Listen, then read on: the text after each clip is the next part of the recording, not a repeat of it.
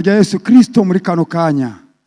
Mana yacu kubw'uyu munsi mwiza watunganyije ukaweza kugira ngo abana bawe tuze mu nzu yawe tuhabonere ibihumure. Niko rero tugiye kumva ijambo ryawe. Ijambo ryawe ni imbaraga, ijambo ryawe ni amavuta, ijambo ryawe ni amazi, ijambo ryawe datsa tuzimeza ko ryari ruhura imitima irushye.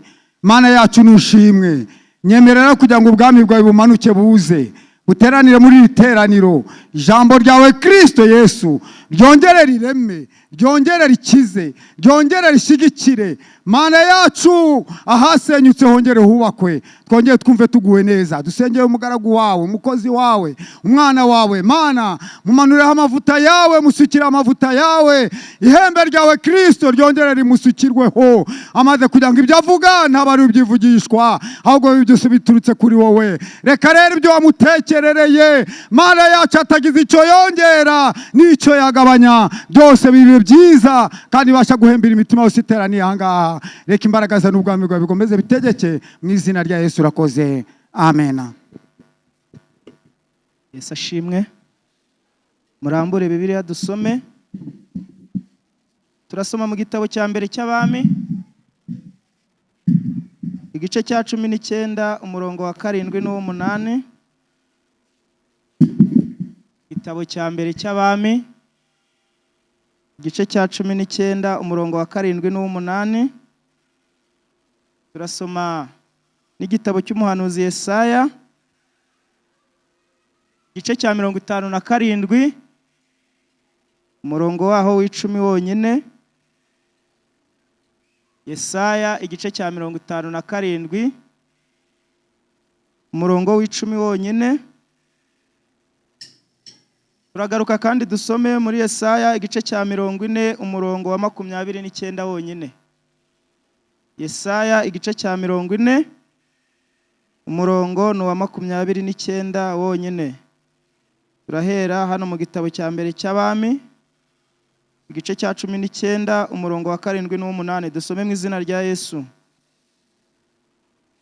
Marayika w'Uwiteka agaruka ubwa kabiri, amukoraho aramubwira ati, byuka urye kuko urugendo ari runini rugukomereye.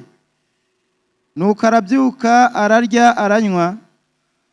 Iyo nda ayigendera iminsi 40 n'amajoro 40, agera i Horebu ku musozi w'Imana. Amen. Yesaya igice cya 57 umurongo w'10 haranditswe ngo, wagenze urugendo rurerure rugutera kunanirwa, ariko ntiwisubiramo ngo uvuge uti ntacyo rumaze. Wabonye ikikongeramo imbaraga, nicyo cyatumye utiheba. Yesaya igice cya 40:29 haranditswe ngo, niyihe intege abarambiwe kandi utibashishije imwongeramo imbaraga. Amen.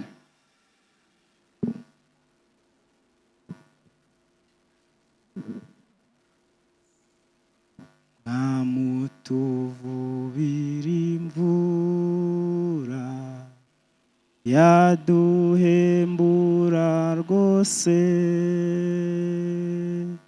twumva mu matwi irahinda, uyidusohozeho.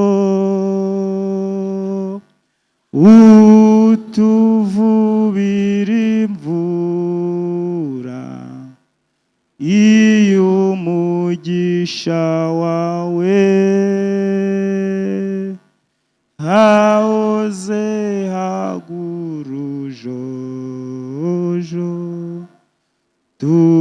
umuvumbi wawe.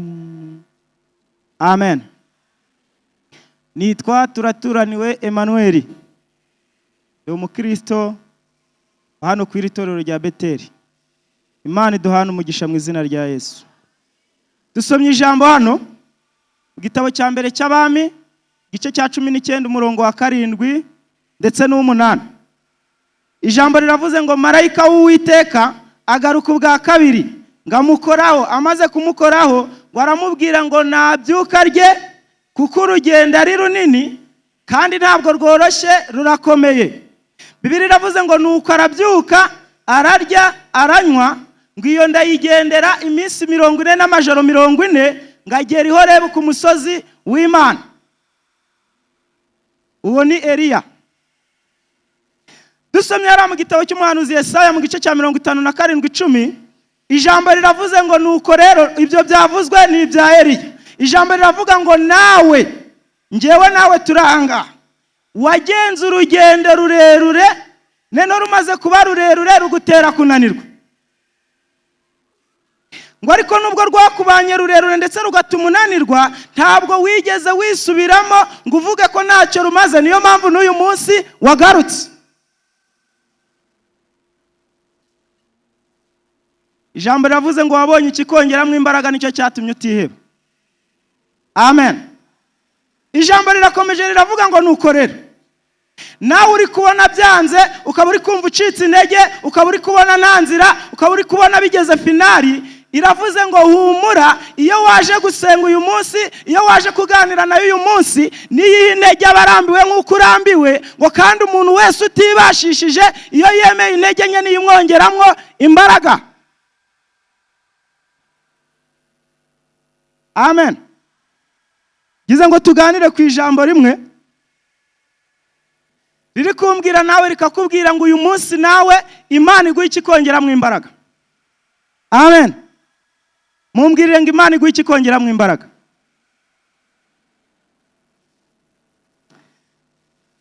Bibiliya ivuga iki? Iyo dusomye ariya mu gitabo cya mbere cy'Abami duhere mu gice cya 16, dusoma inkuru z'umugabo witwa Ahabu. Bibiliya iravuga ngo ku ngoma y'umwami witwa Ahabu, Bibiliya imuvugaho ibintu bikomeye. Bibiliya ikavuga ngo niwe mwami wakoze ibyaha kurusha abamubanjirije bose. Icyo akoze icyo cyo ntabwo ari we wenyine Bibiliya ikivugaho, ariko umwihariko Ahabu afite Bibiliya imuvugaho n'uwo. Ahabu ngo niwe muntu wakoze ibyaha bigera ku rwego abona ko ari bikeya, ajya gushaka ibyo kubyongera. Noneho mu gushaka ibyo kubyongera, ngo yaragiye arongora umukobwa witwa Yezebeli, ngo w'umwami w'Abasidoni witwa Etibara. Wa mukobwa yarongoye mu bishingiranwa bazanye, ngo bazanywenyemo n'ibigirwamana by'iwabo mu Basidoni. Noneho bya bigirwamana ngo bigeze mu Bisirayeli, bigeze Samariya, Ahabu nawe ngo abyubakira ingoro, Abisirayeli barabiramya. Ni nayo mpamvu uri kubona n'uyu munsi hari abantu bamwe bari kuva muri twebwe bakagenda bakajya mu mahanga dukikije, bagakuraho ingeso n'imigenzo twebwe twaziraga, noneho bakabizana muri twebwe. Noneho abo basanze ari abanyantege nke bakabyemera ko ari ukuri, ariko mu by'ukuri twabiziraga bitakabaye byagera naho turi. Ariko bakwitwaza abo bari bo, bakwitwaza umwanya barimo, ngo kubera ko nta wavuga bakaza abantu bamwe bakabirama. Ariko nubwo nta muntu wavuga, izabavugaho iri kubireba. Umunsi umwe Eli, gitabo cya mbere cya Samweli 2:25, Eli yabwiye abahungu be Hofuni na Finehasi, arababwira ngo mbese abantu babiri nibaramuka bagiranye ikibazo cyangwa umuntu agacumura ku Uwiteka, umwe agacumura kuri mugenzi we, Uwiteka azabacira urubanza. Arababaza ngo ariko se none umuntu naramuka acumuye ku Uwiteka, ninde uzamumwitwariraho? Rero abantu, umuntu ashobora kuba ntacyo yavuga, umuntu agashobora kuba ntacyo yakora, ariko igira ikikora ntabwo ari impumyi nayo biri kureba. Ahabu ngo abonye ko ibyo bidahagije, Bibiliya iravuga ngo nuko aragenda, abonye ko Bayali yubakiye idahagije, ngo nawe ubwe arema Ashera. Intego Ahabu yari afite, Bibiliya ivuga ngo yari ashaka kuba umuntu wa mbere warakaje Uwiteka kurusha abandi. Niko Bibiliya ivuga ngo niwe warushije abandi kurakaza Uwiteka.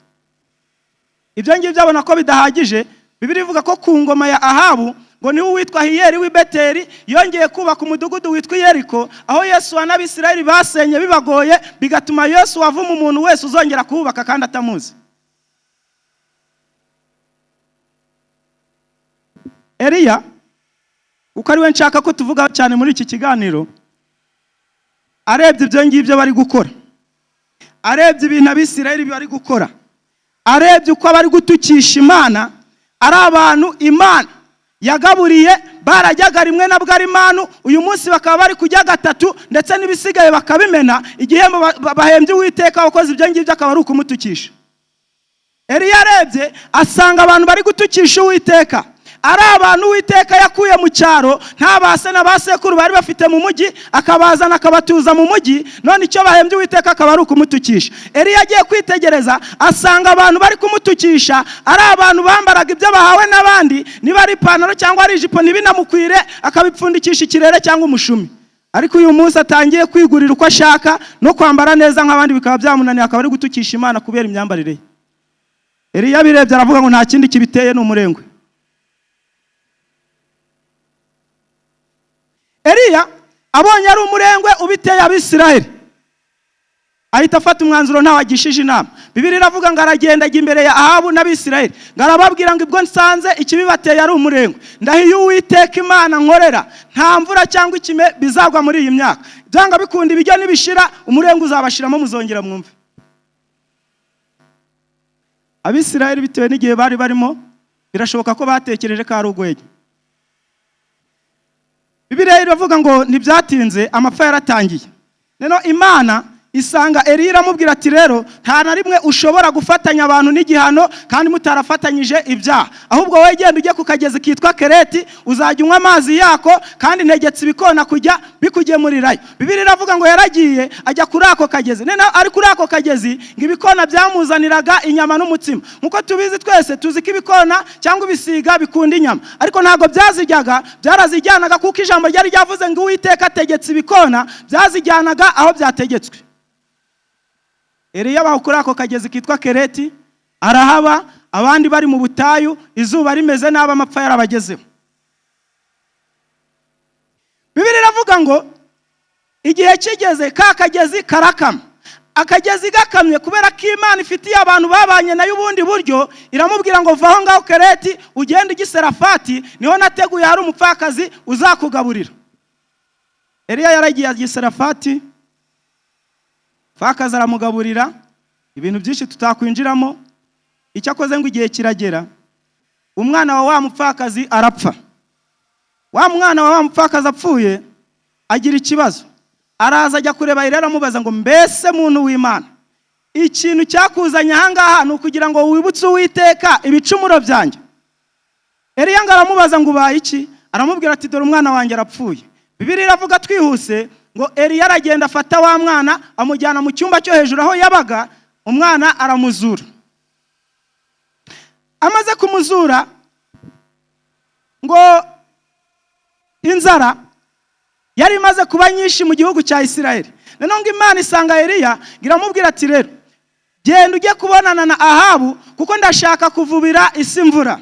Muri icyo gihe Eliya atari yahura na Ahabu nawe ajyana inama n'icyegera cye cyitwa Obadiya, aramubwira ati rero dore izuba rimaze kumera nabi, amapfa abaye menshi cyane, none tugiye kugabana igihugu, ujye uruhande rumwe nanjye njye urundi, neno uzashaka ubwatsi mu ruhande urimo, nanjye nshaka ubwatsi mu ruhande ndimo, turebe ko basi twasigarana amatungo make yose ntadushireho.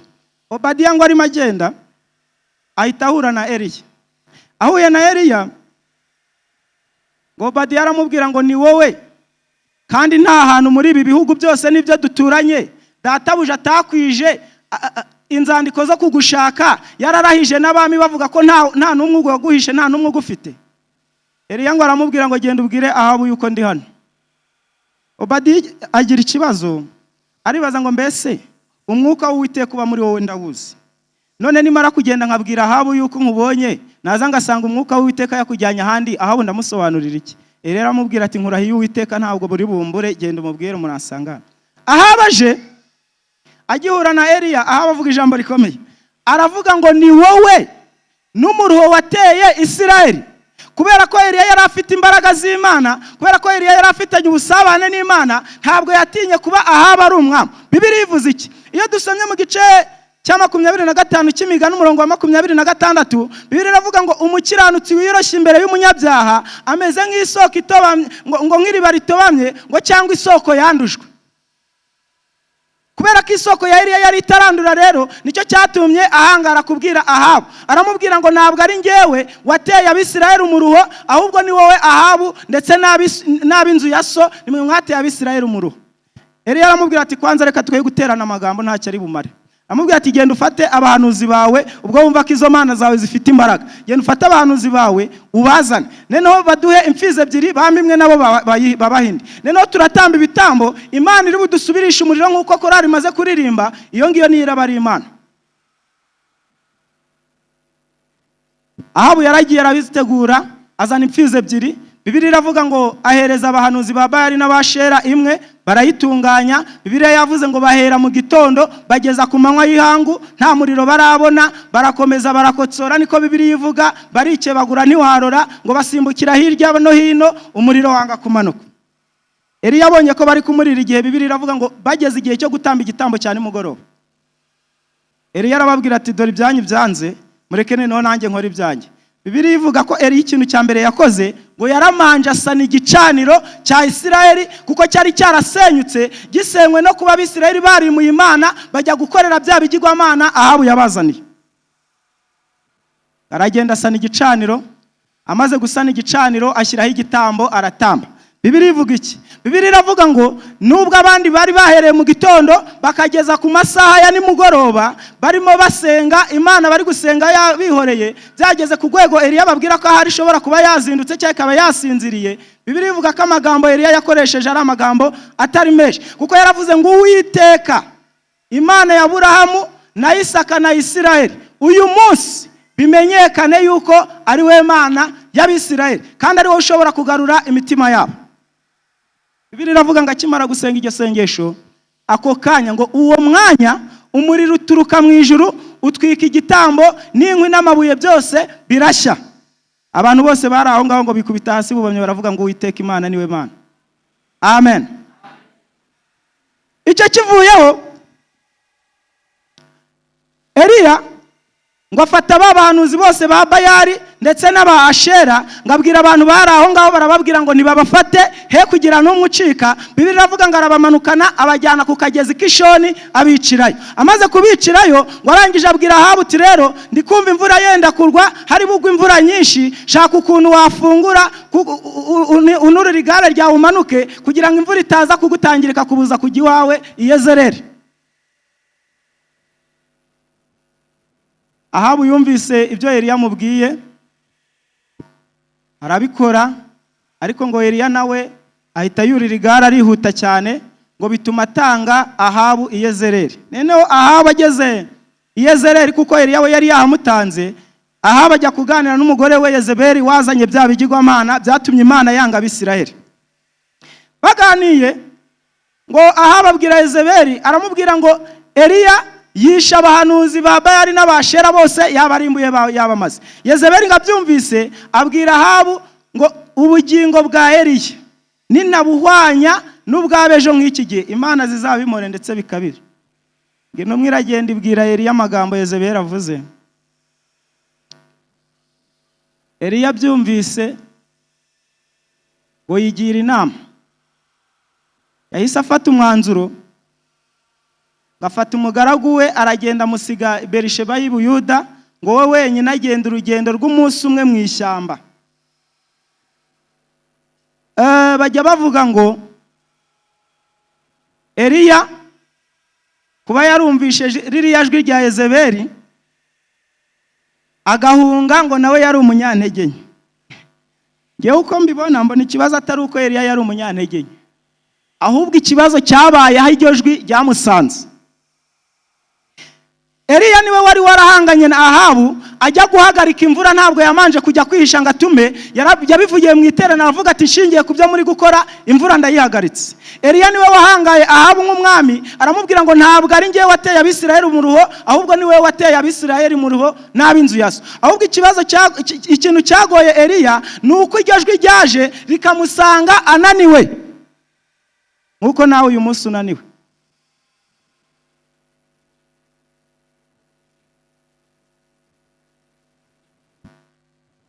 Eliya amaze guhunga ngo ageze mu ishyamba,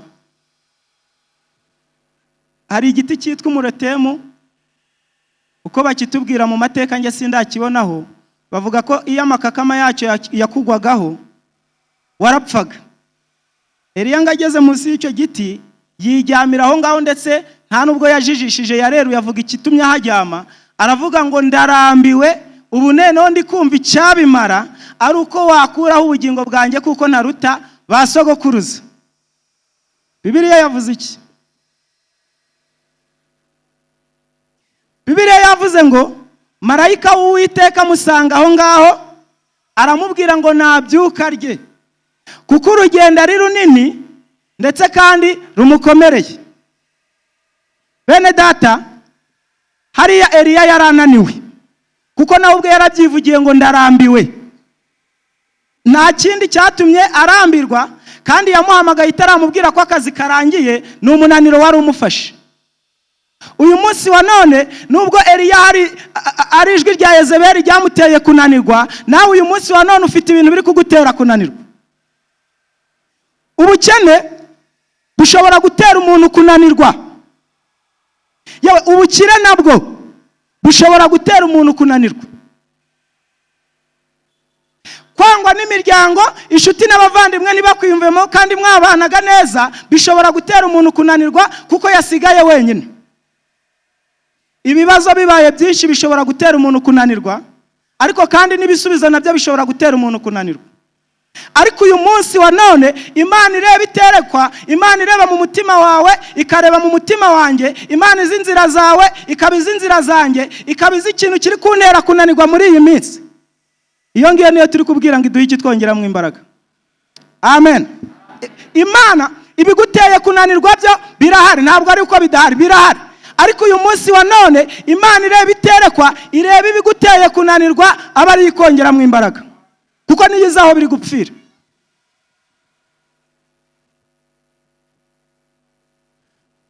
Buriya iyo umuntu atari yananirwa, abazi neza ko amateraniro atangira saa 3, ariko yamaze kunanirwa atangira kwiyongezaho iminota 10 cyangwa 20 na 30. Iyo umuntu atari yananirwa, abazi neza yuko niba batarasengera abantu ngo batahe, iteraniro ritararangira. Ariko iyo umuntu amaze kunanirwa, saa 5 aba yagiye. Iyo umuntu atari yananirwa, iyo yumvishe mwene se yagize ibibazo, amufasha gusenga, akanamusabira kandi akamwihanganisha. Ariko ikimenyetso cyuko yamaze kunanirwa, aho kugira ngo agire n'icyo amufasha kandi wenda hari icyo ashoboye, atangira kujya kubwira abandi ngo mbe nawe yajya yabona. Iyo ni impamvu y'umunaniro nta yindi. Iyo umuntu atari yananirwa, atangira kubona ibibazo bya mwene se nk'uko Bibiliya bivuga, akumva ko nawe yagize ibibazo. Ariko iyo umuntu amaze kunanirwa, atangira kwirebaho, akihugiraho, mbese akaba umuntu uri busy mu bintu byose. Iyo nta yindi mpamvu ibitera, ni impamvu y'umunaniro. Ariko iyo umuntu atari yananirwa, azirikana ijambo birivuga ngo kunda mugenzi wawe nk'uko wikunda. Hari korasi iwacu, korari imwe yajyaga iririmba, karirimba ngo washimishwaga cyane no gukorera Imana, ngo ugategwa agahinda nuko umurimo uri gupfa. Aravuga ngo ariko none ubu ngubu ibyo uvuga n'ibyo ukora ahubwo n'ibyo kuyitukisha gusa, nta yindi mpamvu ibiteye nuko unaniwe. Ariko uyu munsi ndi kwisabira nawe nkagusabira ngo Imana iguhe ikongeramo imbaraga.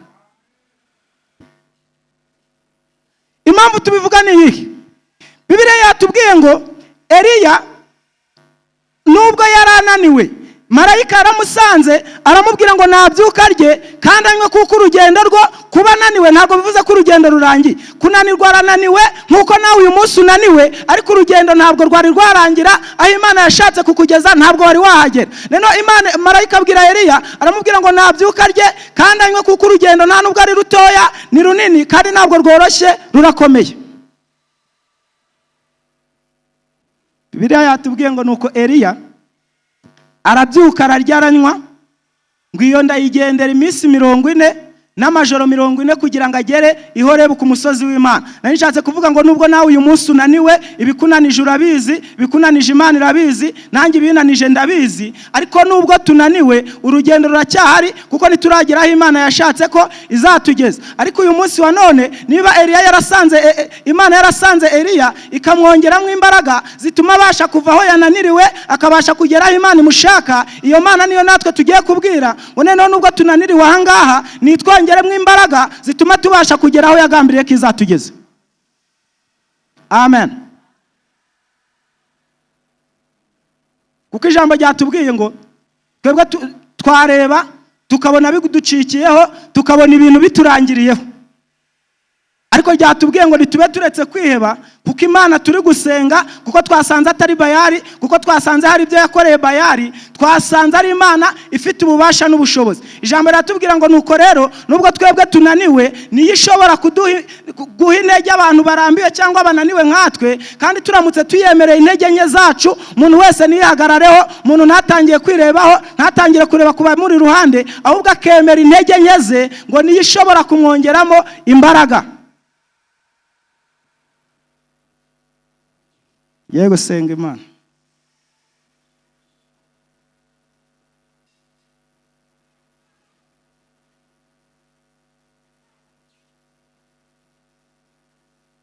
Ese urugendo ntago rwaba rwarakubanye rurerure, ukaba rwaragutewe kunanirwa, bikaba binasigaye ari ikibazo, bigoye abantu kuba bibaza niba bagushakira mu bakristo cyangwa bagushakira mu bapagani, kandi ugitangira wari ubikunze, iyo wumvaga n'umuntu uri kuvuga Imana nabi wabaga wanarwanisha umubiri, ariko bikagaragara ko ugiriye ishyaka Imana.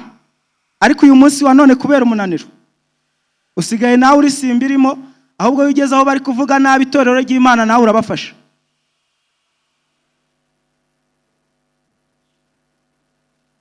Ariko uyu munsi Imana iguha iki kongeramo imbaraga, kuko kunanirwaho birashoboka ko unaniwe, kandi ijambo ryatubwiye ngo niyihe intege abarambiwe bemeye ko bananiwe nkanjye cyangwa nkawe.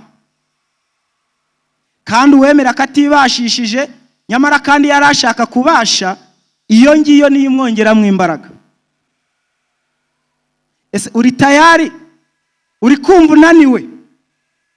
Ibikunanije urabizi, n'Imana mubiziranyeho. Umubiri wakunaniza, ibyaha byakunaniza, kandi iyo umunaniro byanga bikudaye, umunaniro umaze kugufata, uhita utangira kuzirura ibyaziraga. Mbese ugatangira gufata ibintu wabonaga nk'ikibi, ugatangira kubyita icyiza, ibintu wowe ubwawe warebaga ukabona nta n'uwabikugeza iruhande, wowe ubwawe ahubwo akaba ari utangira kujya kubizana mu bandi. Nta zindi mpamvu zibitera, ni impamvu y'umunaniro. Ariko niba wemera ko unaniwe, uyu munsi wa none ubwira Imana ngo niguhe iki kongeramo imbaraga. Amen. Batwekekereye inzugi dusenga Imana. Ndumva Yesu yemeza ko mbuza imbaraga, ko nge musenga iteka, ntacyo nzamu yanyishyuriye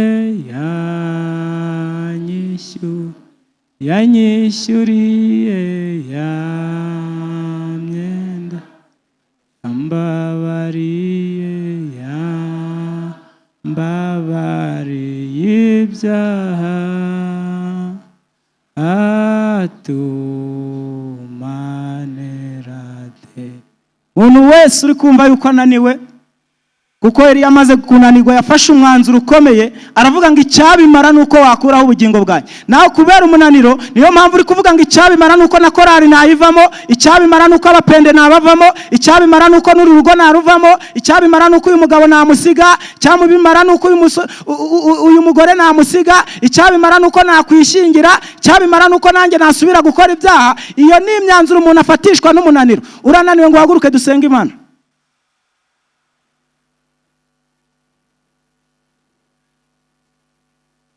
Twavuze tuti niyihe intege abarambiwe, umuntu utibashishije iyo yemereye n'imwongeramo imbaraga. Ese uri kwemera kutibashishije ngo uhaguruke tuyibwire kongeramo imbaraga? Aho ngaho ntago tuhatinda, uriyizi nanjye ndiyizi. Karibu mushumba mudufashe gusenga Imana. Imana ibahe umugisha mu izina rya Yesu.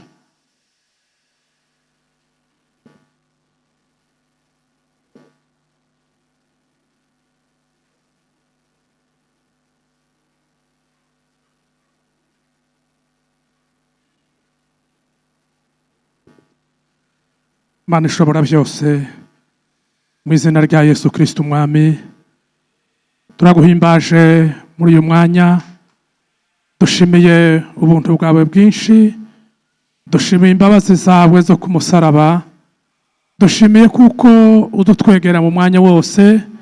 N'uyu mwanya twizeye kuko twegereye kubw'ijambo ryawe n'impumeko nziza y'uyu munsi itubwira kuko tunaniwe tugomba kuba imbere yawe, nawe ukemera kutwongerera imbaraga. Ubwoko bwawe abantu bose barateranye bari imbere yawe.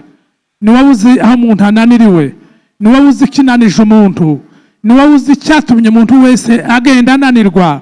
Nk'uko tumaze kubyumva, umuntu wese agenda ananirwa mu buryo bwe, cyangwa se nimba ari mu ntege nkeya ziva mu burwayi, nimba ari mu ntege nkeya ziva ahari atakikwibuka.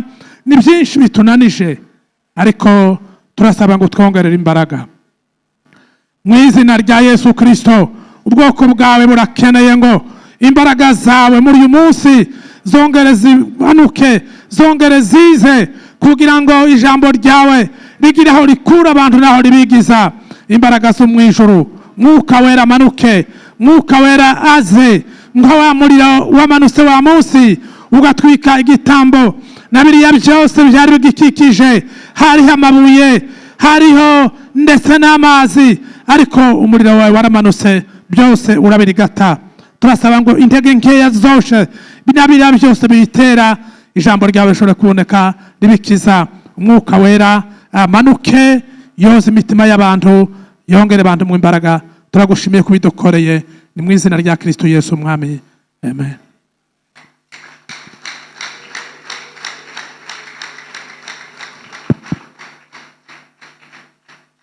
Haleluya, haleluya, haleluya, haleluya.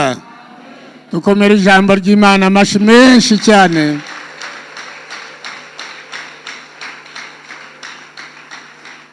Imana ishimwe kuturangira intege nkeya zacu zirangirira, aho umunaniro wacu tushobora kuwushirira. Tumwegere, tumusange, atwongeremo ikintu kitumaramwo intege nkeya. Imana ihe umugisha umukozi